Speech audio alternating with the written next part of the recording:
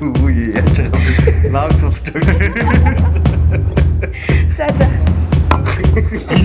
Яа зү. Энэ мөр болчихоо. За байж байгаа. Бүэн хүчгүй. Хоёрын нэр хасна. За сайн байцгаана уу. Ингээд энэхүү подкастыг үзэж байгаа нийт залуучууд та бүхэнд энэ өдрийн мэндийг хүргье. Улаанбаатар хот дахь Сэлэн аймгийн залуучуудын холбооноос санаачлан явуулж байгаа Сэлэн 100 подкастын маань шинэ дугаар ийхүү эхлэхэд бэлэн болсон байна. Тэгээд өнөөдрийн манай дугаарын зочноор Зүрх судас цээжний хүн дэмий заслын эмч Харчулуун маань оролцож байна. Тэгээд бидний урилгыг хүлээн авч энэхүү подкаст маань ирж байгаа ирсэнд маш их баярлж байна. Тэгээд өнөөдрийн бас ингээд гоё яриа өрнөх бах тэр талаа сэдвийг ингээд бүгдөө одоо Харчулуун гэдэг хүний талаар ихэд ярилцаад явна. Тэгээд подкастын яриагаа эхлэе бодож байна. За танд энэ өдрийн мэндийг хүргэе. Бидний урилгыг хүлээж авсан баярлалаа. Хүүхэд нас нь ер нь яг Сэлэнгийнхаа айл сумд ер нь өнгөрсөн бай. Тэр талаар ярил.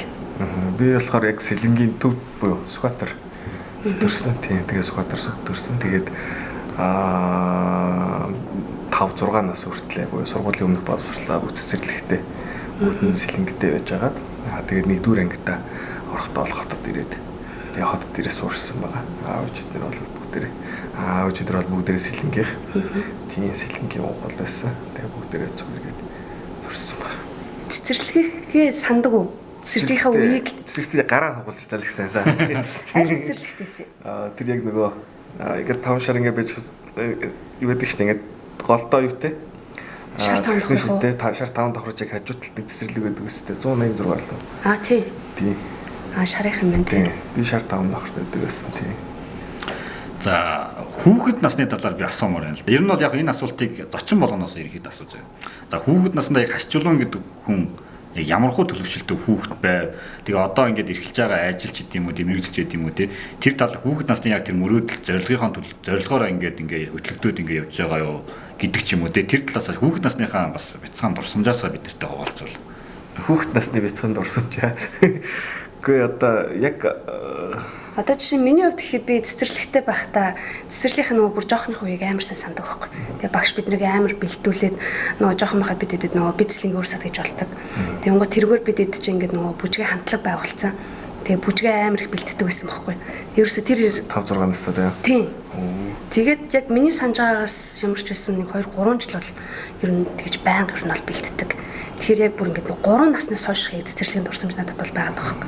Тэгээ яг шарсан мантан бууз зүгдэг. Энийг одоо бас өмнөх подкаст дээр ярьцаа гэхэд одоо ярьж байна. Нэг иймэрхүү дурсамж байвал. Гэхдээ одоо минийх чи юу байсан юм аа?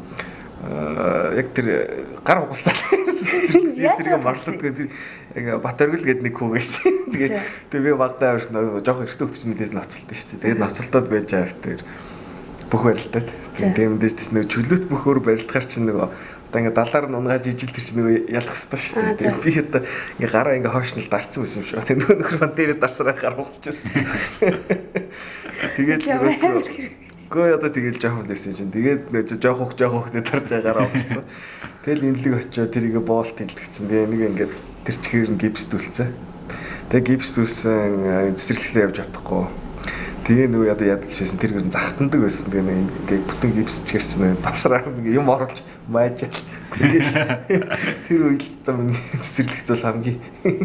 Тэгээ жоохон бах чинь манайх тэр бүжгийн тэмцээн болоход танаа шарын цэцэрлэгтэй аягүй хөрсөлдөг. Манайхтай бүжгээрээ тэгээ манайх ч ингээд нөгөө 1-2-1-2 байранд юу нь бол дандаа орж утгсан байхгүй танаа шарын цэцэрлэг. Ядаргаад. Тэгээд 10 жил ер нь хаана төгссөн бэ? Тэгээд би Солонгос төгссөн. Солонгост уу? Солонгос Station гэдэг эрэгтэйчүүдийн сургууль. Төгссөн байна. Мэргэжил мэргэжлээ болохоор яг би тэгээ Солонгост байж байгаа. Тэгээ нөгөө яг одоо эмч болох сэтгэл нь болоод яг би нэг анх бөөрнөөс давсруу ордог гэсэн энэ чулуутай байсан. Тэгээ тэрний хаалгаа хийлгэсэн. Тэгээ анх ингээд Янса Сайбранс гэдэг эмнэлэгт анх очиод тэгээ тэнд яг хараад би яг эмч гэдэг бол эмнэлэг гэдэг бол ийм зүйл юм байна. Тэгээд эмч гэдэг бол ийм гоё хүн байдаг юм байна. Тэгээ ямар ч байсан эмч болох юмсан гэж бодсон. Тэгэл анх Янса их сургуульд эхлээд нөгөө бүртгүүлээд тэгээ ороод тэтгэлэг авч чадаагүй. Төлбөр мэдээж өндөр болохоор яах чараа байхгүй. Өсөл мөрөдөлтөй хөтлөгдөд Монголд ирсэн. Тэгээ Монголд би яг ач анаах оны сургуулийг 2013 онд төгссөн. 13 онд төгсөөд тэгээд резидентээ 3 юун дээр хийсэн байгаа сонгогдсон эмнэлэг дээр. Сонгогдсон эмнэлэг дээр тэгээд зөвхний мислимж болъё гэж бодсон. Зөвхний мислимж болоход гол одоо хүч тэгвэл анх сэтлийг өгсөн хүн бол одоо зоргоо гэдэг манай багш байдаг. Тийм багшийн багш нь бол болцоох юм чи. Тэгэхээр тэр хоёр хүнийг би ингээд нөгөө мислимж болох сонирхлоор хөтлөгдөд одоо дагдаг байсан. Одоо дагна гэдэг нь манайд үсэг вэ гэхээр дагаж хаалгаанд ордог. Дагаж одоо юу гэдгийг бүх процедурын үйл ажиллагаанд оролцдог байсан. Тэгээд тэрийг л анх сураал тэгэл эрдэнэтийн хугацаанд нэг удаа Солонгост 3 сар явчаад ирсэн. Тэгэл тэрний дараатас ерөн Солонгост очиж сурыг даа гэл. Тэгэл сурсан. Тэр Солонгос гэснээр сая нэг хүүхэд нөгөө интернетэд тавигдсан мэт фейс тэр амар дэд нөгөө ахлах ангийнхандаа жоохон хэрэглүүлсэн тэр. Тиймэрхүү асуудлууд ер нь хэрэг байт юм бол. Солонгост юм бол нэх байхгүй ш юм. Тийм нэгдүгээр хуулийн чанга, хоёрдугаарт бол нөгөө эцэг гэхийн хараа хяналтт бол Солонгост их л байдаг л та. Гэхдээ зарим тохиолдолд мэдээж том уус 50 сая хүн байгаа. Тэгэхээр 50 сая хүн дотор мэдээж бас ямар нэг асуудал гарах байдаг л байна. Өөрт нь бол нэг тийм тохиолж байгаа. Надад бол юу ч тохиолдох. Яг нэг эрэгтэй үлчин бас нэг шавлаад байдаг гэж байна. Оо тийм. Тэгэхгүй шүү дээ. Хамгийн анх удаа тэр цэшний хүндийн мистэс цэшний хүндэд мистэсл хийж исэн сэтгэлээсээ хуулцаж. Анх удаа л хүний бие төрж байгаа, задлж байгаа л гэсэн үг шүү дээ. Яг оператор хийж ирснийг юм ярьж байгаа шүү дээ. Оператор буюу яг бие дааж мистэсл хийх гэлтэн. Гүү гэх юм бол яг хамгийн анхнуудаа зүрхний хаалгаанд орж исэн гэдэг нь Солонгост байсан байхгүй юу? Зүрхний мислийн хийгээд тэгээд 30 мэдээж очиж шууд хаалга хийх боломжгүй шүү дээ. Эхлээд суралцах хэрэгтэй. Тэгэхээр тэрний суралцгааны 5-6 жил хэрэгтэй. Тэнд одоо яг тийм хамтарч цуг хаалгаанд орно гэсэн үг. Тэгэхээр оператор юмч буюу яг хаалга хийдэг юмч. Тэгээд туслах юмч. Тэр туслахын туслах гэж ингээд 3 хүн ерөнхийдөө хаалгаанд орно. Тэгэхээр эхний ээлжинд бол зүрхний мислийн анх сураад сурах гал очиж байгаа Солонгост очихоор тэгээд яг ийм өрөө ийм байлаа гэж бодоод яг хаалганы хажууд зогсож байна. Тэгээд тэр гол хүмүүс хаалга хийгээл ингээд одоос хажуунаас нь бол харахгүй юм тий. Харахгүй. Тэгж очиж чадахгүй. Ер нь бол тэг нь эхлэн ээлжинд. Тэгээд 2-3 сар болсны дараа 2 дугаар ассемблер ирнэ. Тэгээд 2 дугаар ассемблер ирэнгуут тэгэл яг ингээд зөвхөн хаалга хийж байгааг нь хараал байж байна. Тэгээл нэг юу гэдгийг утас зангидаа дуусахад 1-2 удаа ингээд утас тасддаг. Би утас хаачлна гэсэн. Тэгэл утас хаачилдаг хаалга юм. За тэгээд тэрний 3-6 сар болоод жил болоод ч гэдэг юм ингээд ирнэ. Тэгээд тэрний дараа болохоор хаалгаанда яг 1-р ассембленд шилжинэ. Тэгээд тэрийгээр дахиад 2-3 жил ажтай ажиллана. Зөвхөн 1-р ассемблер одоо хүн хаалгаа хийж ахтал туслаад байна гэсэн үг байхгүй. Тусалдаг юмч буюу туслах юмчлал гэсэн үг. Ингээд 2-3 жил буюу нийтдээ 5-6 жил болж байгаа. Тэрний дараа өөрөө бие дааж хаалгаа байна гэсэн үг. Түлэр хамгийн их бие дааж хийж саагалгааныхаа сэтгэл нь. Яг эхлээд л одоо юу гэдгийг их л хэцүүсэн айгүй хөлөрсөн. Ягаад тэгэхээр яг бие даагаад зүрхний хаалгаа чи өөр яг том хамгийн том суцнууд дээр одоо ойдол тавьдаг. Тэр суцнууд дээр яг ингэж дааварт буюу хүний дэжэдэг одоо гол суц байгаа шүү дээ. Зүрхнээс дэше шахаад одоо бус эрхтнийг хөргөж өгдөг гол суцсан дээр ингээд ойдол тавих. Тэгээ нөгөө тавьсан ойдлоо ингээд скальпелийг бодох нэрээр ингээд зүсээд өлөөдөөс тусгааж шүү дээ. Тэгж яхад нь одоо ингээд гуурсаа байрлуулаад ингээд хийх процедур бол аюу хэцүү. Энд аюух мэдрэмж хэрэгтэй. Тэр процедурыг хийхэд л ойролцоо байгаа юм биш нэ.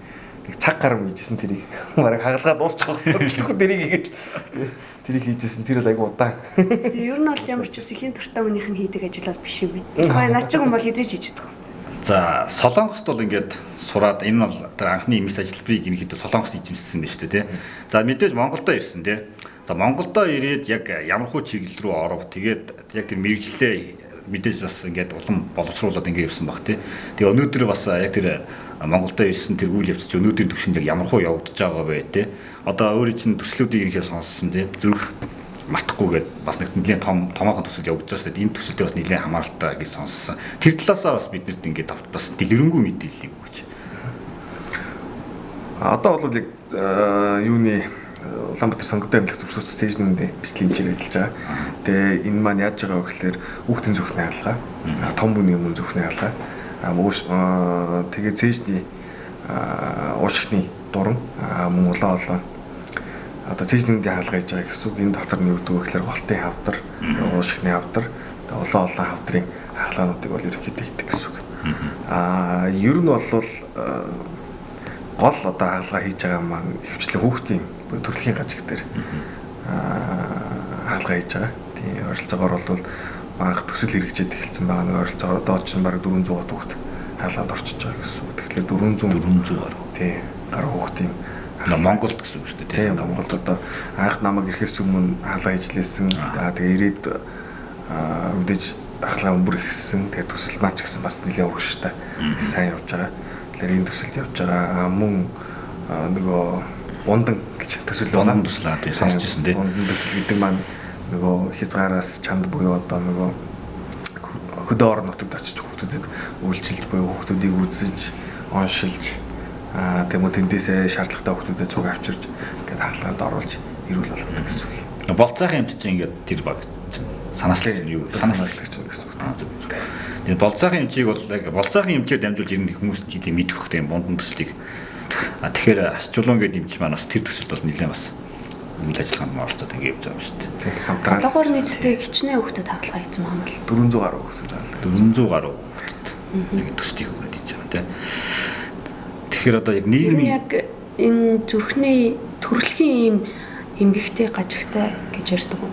Энэ хүүхдүүд ер нь хэрэг байд юм бол яг юунаас болоод бас яг энэ хүүхдүүд бас яг төрөхтэй энэ зүрхний гажигтай төрөөд юм. Гэхдээ ер нь бол юм.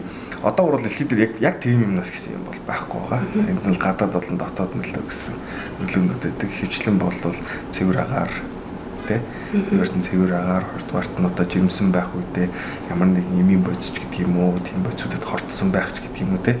Мөн бусад гэмтлүүдээс болоод ураг бүрлдэх явцад ямар нэгэн алдаа гарах юм бол зүрхний төрөлхийн цоорхоо үүсэх магадлал үүснэ гэсэн үг. Мөн төрснийхөө дараа хүүхдийн одоо өөрөө юу гэдгийг 2-3 хоногтойгоос эхлээд хүүхдэд өөрийн төрөлхийн ерөнхийдөө хүүхд цорходог байдаг байхгүй. Тэр маань өөрөө бөглөрөх ёстой. Анхны амьсгалаас эхлээд тэр хэсэг маань бөглөрөөг байгаа тохиолдолд яадаг вэ гэхээр тэр маань бас эмгэг буюу төрөлхийн цорхоо бас ингээд үлднэ л гэсэн. Ер нь л нэг юм байдаг гэсэн.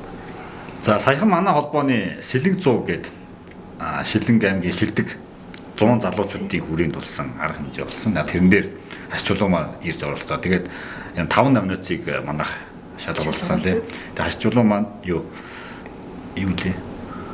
Эрүүл мэндийн салбар. Эрүүл мэндийн салбар ч тийм. Эрүүл мэндийн салбарт номинацид шалгарсан. Тэгээд тухайн үеийн бас манай үйл ажиллагааны талаараа бас өөрийнх нь сэтгэлийг хуваалцсан. Тэгээд тэр номинацид ингээд шалгаруулахад яг өөрчлөн ингээд тэр номинацийн шийдгээ тодорлоо гэж яг тэр зарлаж байгаа агшинд өөрчийн ямар хөө мэдрэмж одоо төрж исэн бэ залуу хүний хувьд. Гэхдээ яг ер нь бол миний тэгж олон удаа шагнал багнал бол авч байгаагүй. Тийм тэгэл яг илтгэл тавих хүчлийг гардаг байсан болохоос эзэс тэгж шагнал бол ингээд авч байна. Тэгжсэн юм байхгүй. Тэгээд яг зүрхний хаалгаа идэг гэд ингээд өгсөнд их баярлсан. Тэгээд яг хийж байгаа юмаа бас үнэлүүлж ин да гэсэн тийм мэдрэмж бол их төрсөн. Тэгээ магадгүй илүү цаашаа хичээж ажиллах хэрэгтэй юм байна да гэсэн илүү бодол төрсөн дөө. Тий. Яг тухайн номинацийг бид нар өөрсдөө ерөнхийдөө бол судалгаатай шалгаруулсан.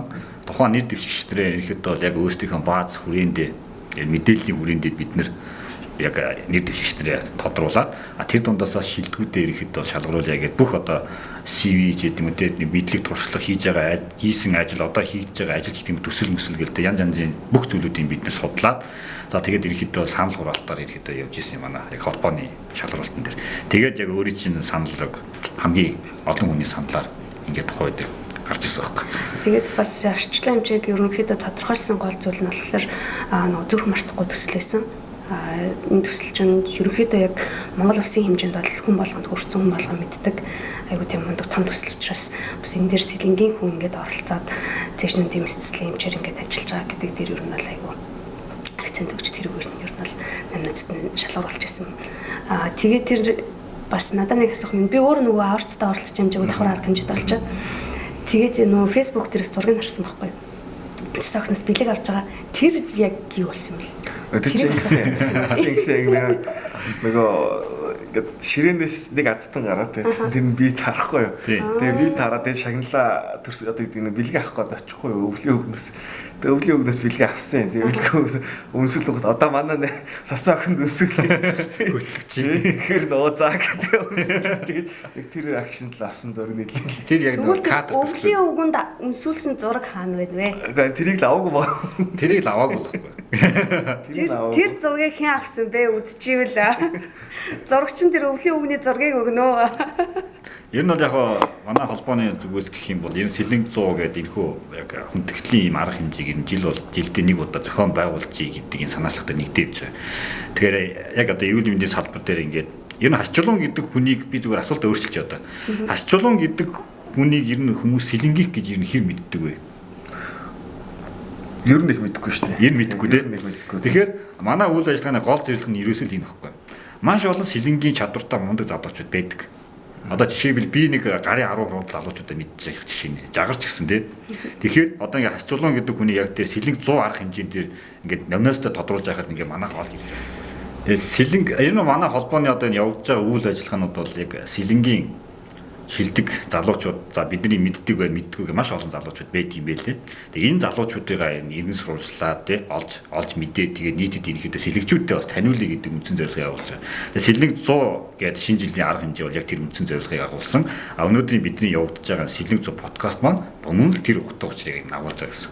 Тэгэхээр хасчулуун гэдэг хүн бол Сэлэнгийн гаралтай Сэлэнгэд төрсөн ийм залуу гэдгийг ерөнхийдөө нийгэм бас таниулъя. Сэлэнгийн гаралтай энэ залуу ийм том төслийн арга хэмжээнд оролцоод тий өөрөө бас нэлээд том үүрэгрэл ингээд хариуцаад ингээд явж байгаа ийм анагаахын салбарын нэгс мундаг залуучуудыг төлөөлөх гэдгийг гол зорилгоо болгож бид өнөөдөр подкаст явуулж байна гэсэн үг. Тэгэхээр бидний одоо тэр шалгаруулсан номинац ямар ч хэсэн эзний олсон мөн олон хүүхдүүдэд таад маань ингээд тус дэм болоод хэрэгцээтэй яг тэр зүйлүүдийн шаардлагатай зүйлүүдийн ингээд өгөөд ингээд явж байгаа буянтаа үйл гэж би хараад байгаа юм. Эмчнэрийн чинь нөгөө цагаан халаатаа бурхад гэж ярьдэн шүү дээ. Тэгээ яг л тэр хүмүүстэй энэ шагнал маань очсон юм болов уу гэж харж байна. Миний удаа тэгж дүгнэж байна. За харчлуу эмчиг яаж олсон гэхээр олсон нь. Нөгөө маа жүний Сэлэнгийн групп байдаг байхгүй Сэлэнг Сүхбаатарын унгаа иргэдгээд тэгээ тэр дээр яг манай Сэлэнг 100 аварч маань ингээ болох гээд байна. Тэгээ манай ингээ Сүхбаатараас гаралтай ингээ мундаг хүмүүс байна уу. Тэгээд яг нэр дэвших боломжтой нөгөө 5 номинацаа бичээд тэгээ яасан чи эрүүл мэндийн салбар дээр хашчлуу ингээд ийм юмж байгаа. Тэгээ зүрх мартахгүй төсөлд ингээд одоо оролцоод ингээд явт юм а гэд. Тэгээ холбоор хувцсны дугаарыг аваад, дүүгийнхэн дугаарыг аваад, дүүтэй нь холбогдоод тэгээ тантай холбогдчихлаа тэр өдөр. Тэгээ яг манай арга хэмжээнд дээр болохоор бас яг оролцож амжихгүй юу сайн мэдэхгүй ингээд хийжсэн тий. Яг тэр өдөр чинь бас яг дөнгөж хагалгаанаас ирчээ шууд бараг шахуурсан баг. Тэгээ орц дээр. За одоо ер нь энэ захимаас гараад энэ хайчих бай. Хагалгааны өрөөр явах уу, яг уу, гэрлүүг явах уу, яг уу. Үгүй сая эмнэлэг дээрээ байж байгаад ирсэн тийм. Тэгээд одоо бол явж хоолойдох та. Зөө. Энэ бол тэгээд эмчнэр чинь тэгээд нэг насаараа бараг суралцдаг гэж ярьдаг гэсэн тийм. Энэ одоо тэгээд бараг суралцах явц чинь бол ингэ үргэлжлэл явж байгаа хта тийм. Яг зүгээр нөгөө шинэ хэрэгжилж байгаа юм ер нь юм чинь ингэ дэвшээл явдаг тийм. Тэгээд одоо бидний хувьд ч гэсэн хэрэгжилсэн арга техник бол онцгой одоо алга болно гэж бол байхгүй. Гэхдээ нөгөө хэрэгжилж байгаа юм тариа одоо шинэ дэвшилтэд технологиуд байгаа. Тэгэхээр энийг бол эрүүл мэндийн салбарт айлангаа дэлхийд дээр айгүй хурцтайгаар хөгжүүлж байгаа л да. Тэгэхээр энэ нь болгон дээр яг дагаж буюу сурдаг тийм байх хэвээр. Жишээлбэл одоо юу гэдгийг миний хийдэг цэжний үндийн хаалгаанууд байгаа. Өмнө нь бол одоо яг ингээд хавиргын завсраар нэлээд том зүсдэг байсан ойролцоогоор 40-50 см орчим зүсээд тэгээ хавирын хооронд ингэж онгоолж байгаа хаалгаа хийдэг байсан бол одоо бол ийм жижигхэн зүсэл тоолол бараг тоол. Тэгээ дурангийн хаалгаа гэдэг гэсэн үг. Тэгэхээр энэ дурангийн хаалгааны давуу тал нь бол хүн маань өвдөхгүй байх хэвээр. Хаалгааны дараа ямар нэг өвдөлт байхгүй.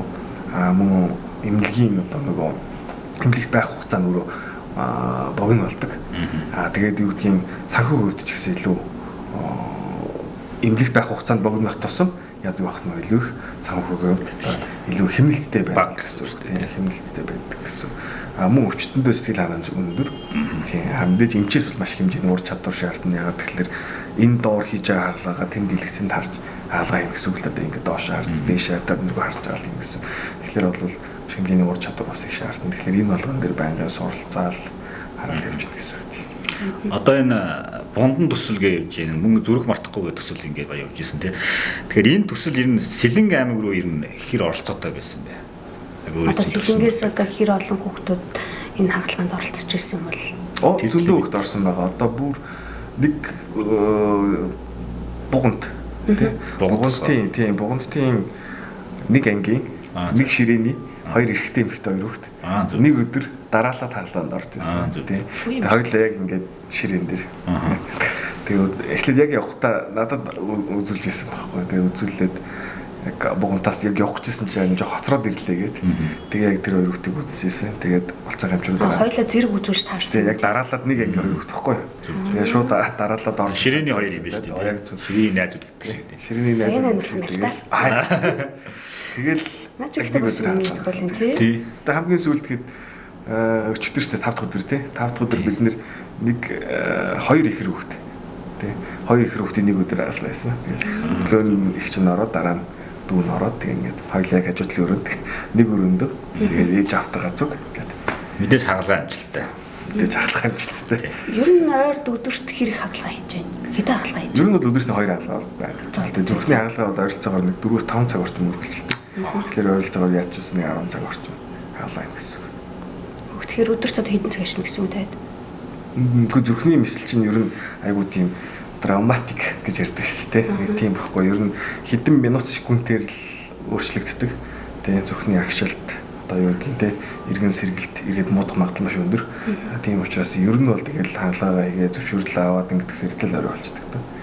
Тийм тэгэхээр баг бол имлэг дээр л шамдрах шахуул. Шүү дээ. За хасчулуу энэ нутг руугаа энэ хэр зүгэлж байна. Ер нь одоо сэллэгч нь бас л орчин тэр байгалийн үзэмсгээл гой газар нутгуудтай шүү дээ дурсгал газрууд байна. Тэгээ ер нь тэр нутгийн зүг рүүгээ ер нь сүүлд хизээ очив.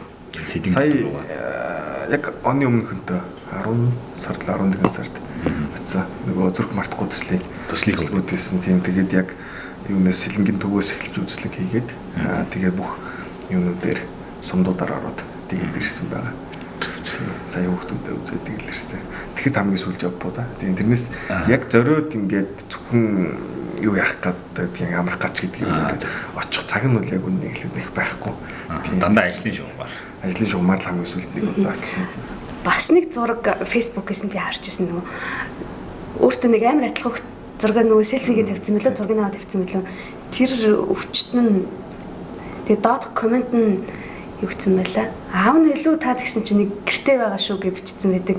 Тэр нэг амар атлах яг ингээд хоёлаа ингээ амар том хоёр нүдтэй. Тэр бас сэлэнгийн өвчтэй. Тийм үү? Сэлэнгийн өвчтэй байхгүй юу? Зөө. Тийм тэгээд яг хаглаа хэлгсэн тэгээд нөгөө миний өвчтэй юм байсан. Яг өмнө үзэг байсан болцоо хавч явж тарахгүй та харснаа. Өш та хоёр ч аяг адилах юм гэж зургийг ч аваад тавьчих. Тэгээд яг тавьсан. Тэгэл тэрнээс өөс танаа хөөхт юм уу гэл. Тэр зургийг чи манай холбооны пэйж дээр шеэрлсэн. Холбооны пэйж дээр шеэрлсэн шүү дээ. Тэгээ бүр ямар ч байсан нэг альбаасны тайлбар хийсэн байх шиг л шүү дээ. Минийх бол гэртээ байгаа шүү гэж. Хэлсэн шүү дээ. Тэрээс өөргөө өгжилтэй зураг байсан. Бид нар яг минийх бол гэртээ байгаа шүү гэдгийг уншиж бүр инээд мутагчлгүй ганцаараа баах инеж лээ. За одоо энэ зүрх судас цээжний хөндийн мэдслийн эмч гэдэг яг энэ мэргэжлэр Монголд яг хэдэн эмч байдیں۔ Тийм тоо байдیں болов. Яг энэ өөрийн чинь эзэмсэн энэ мэргэжлэр. Гэхдээ тоолж байгаа шүү дээ. Тоолж байгаагүй. Яг энэ статистик тоо байхгүй тий. Яг хөө эн чинь бол ингээд сурж байгаа хүмүүс бол зөндөө байгаа шүү дээ. Яг ажиллаж байгаа хүмүүс юм 3 дугаар имлэг бол зүрх одоо хэдийн те зүрх судасны одоо төв гэж ярьдаг. Тэгэхээр тэнд байгаа эмчнэр бол мэдээж тоонд орно. Нэгдүгээр имлэг бас байгаа. Тэгээд их нэлхас байгаа. Тэгээ манайх байгаа гэдэг ингээд гар гэсэн ойролцоогоор 40-50 хүн байх юм болоо. Би одоо тийм үү.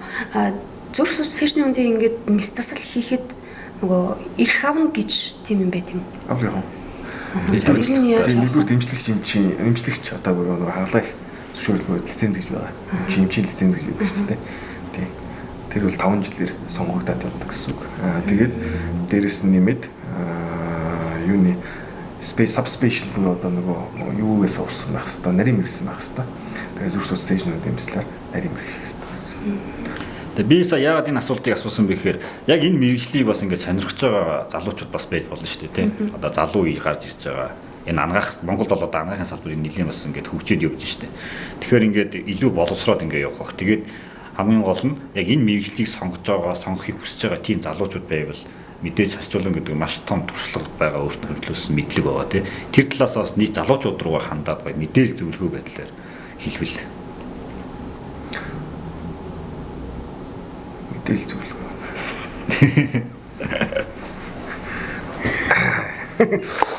За харин иймэрхүү бол асуусан өчтөр бэлцээ гэж байна айгуу гоё бэлдэж. Харин яг ингээд одоо шууд ингээд гараад ирдэг байхгүй юм. Ярианд одоо ингээд хэлэхэр чинь би нэг юм ярьчдаг. Тэгээд тэр нь нэг энийг ахаад ингээд хэлгүйсэн юм болов гэсэн тийм мэдрэмж төрөх байх л гэж байна. Йоо. Явж байгаа. Бүрүү. За. Яа мантаачлч та. Тийм. Хасах юм байсан хасаал явчих. Наамт сайвалцаа. Юу асуулаа? Яа нөгөө энэ мэрэгчлэг ер нь сонгох хүүхдүүд ер нь яг л тал руугаа илүү анхаарах хэрэгтэй. Тэд нарт өгөх зөвлөгөө нь юу юм? Ер нь бол зүрх судас цэжнүүд эмчлийн эмч бол би бол ганц л юм боддог. Хурдан байх хэрэгтэй, хурдан сэтгэдэг байх хэрэгтэй.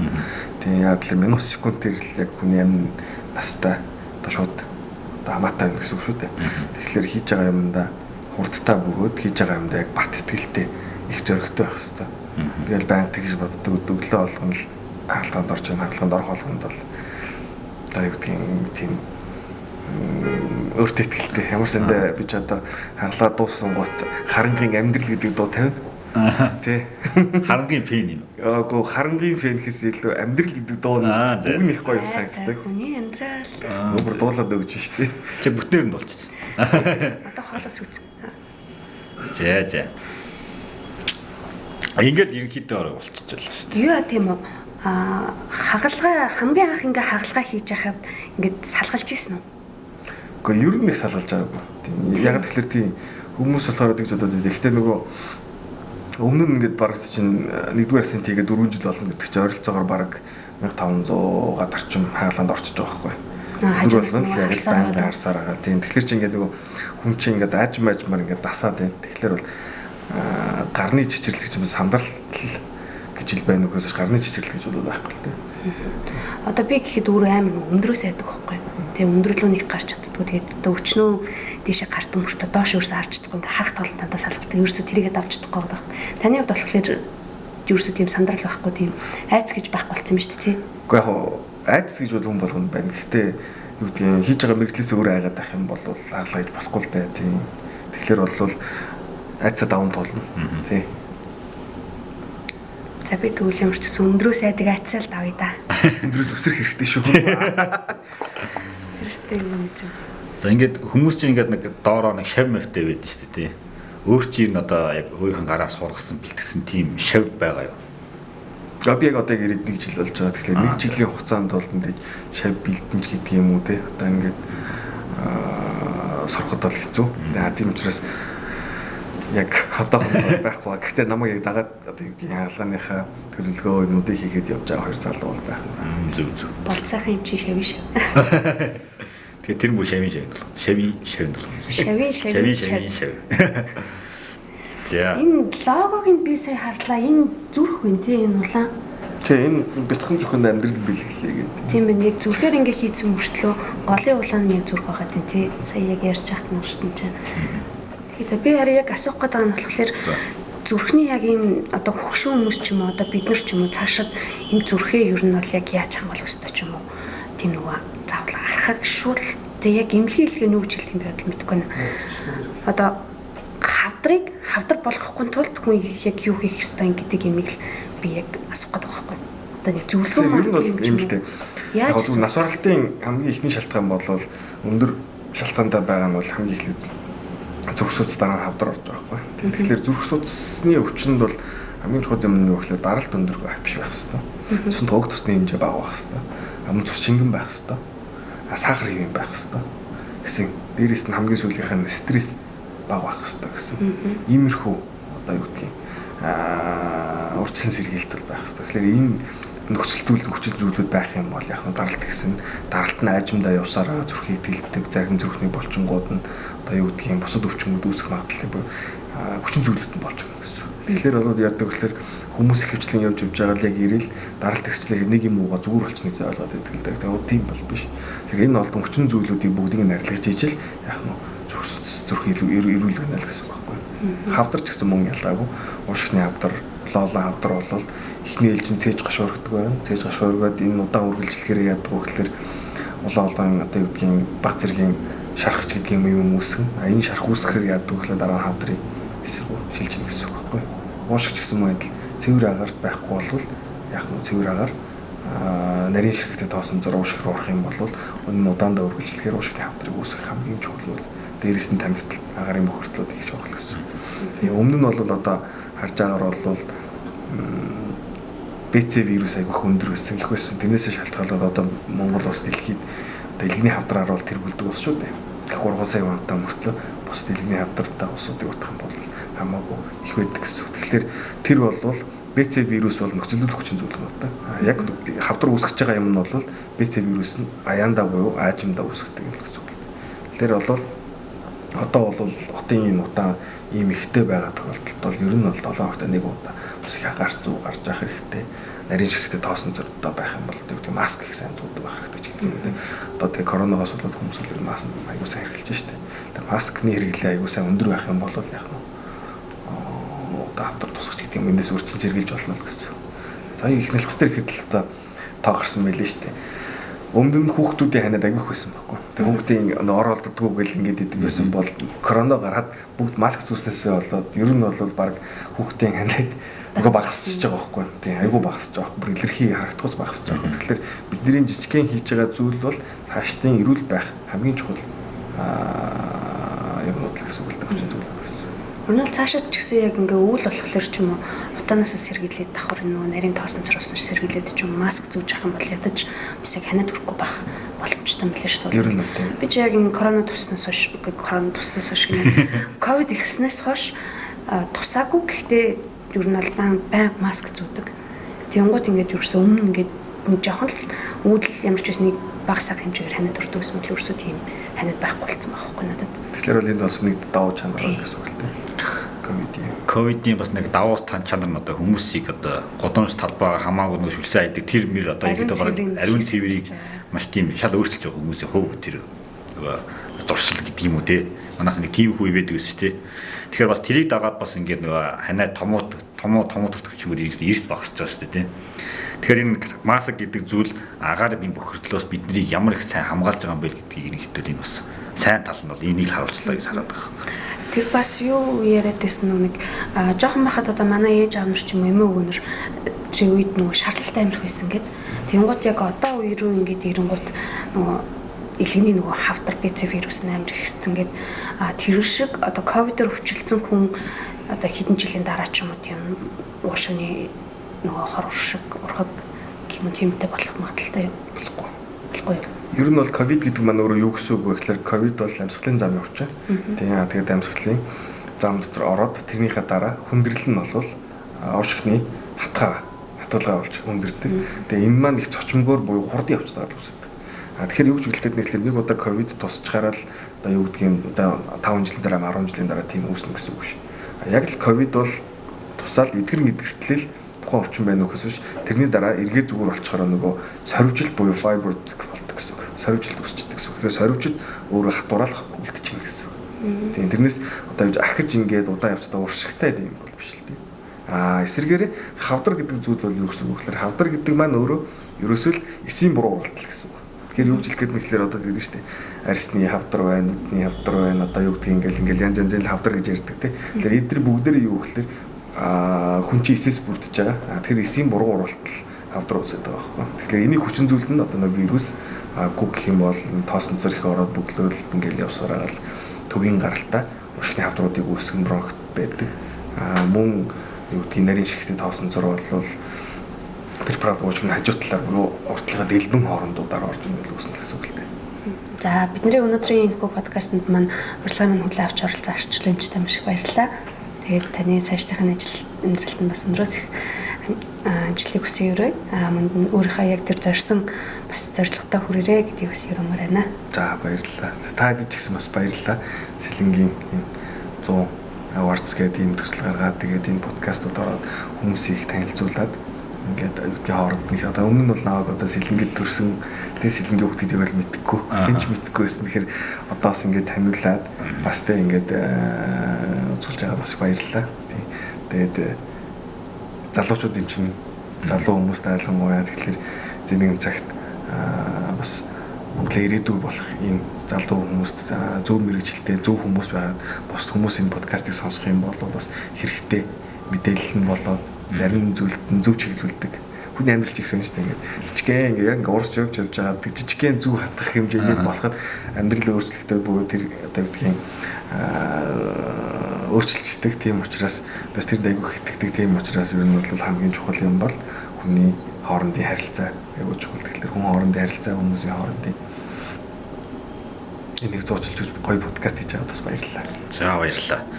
За тэгээ өнөөдрийн Сэлэнг зөө подкастын маань ээлж дугаар ийхүү өндөрлж байна. Тэгээд манай подкастын ивент итгэж байгаа Шонхор хөргөлтийн компани байгаа.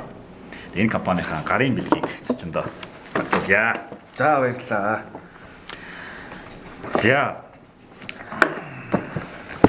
За тэгээ дахин бидний урилгыг хүлээн авч ирсэнд баярснаа илэрхийлье. Ингээд өнөөдрийн Сэлэнг зөө подкастын маань зочноор зүрх судас цээжний хөндийн мэс таслын гинч хашчулуу маань орслоо. Ингээд дараагийн дугаар хүртэл түр баяртай. Цагийг хэмнэж чанарыг эрхэмлэн Шонхор хүргэлт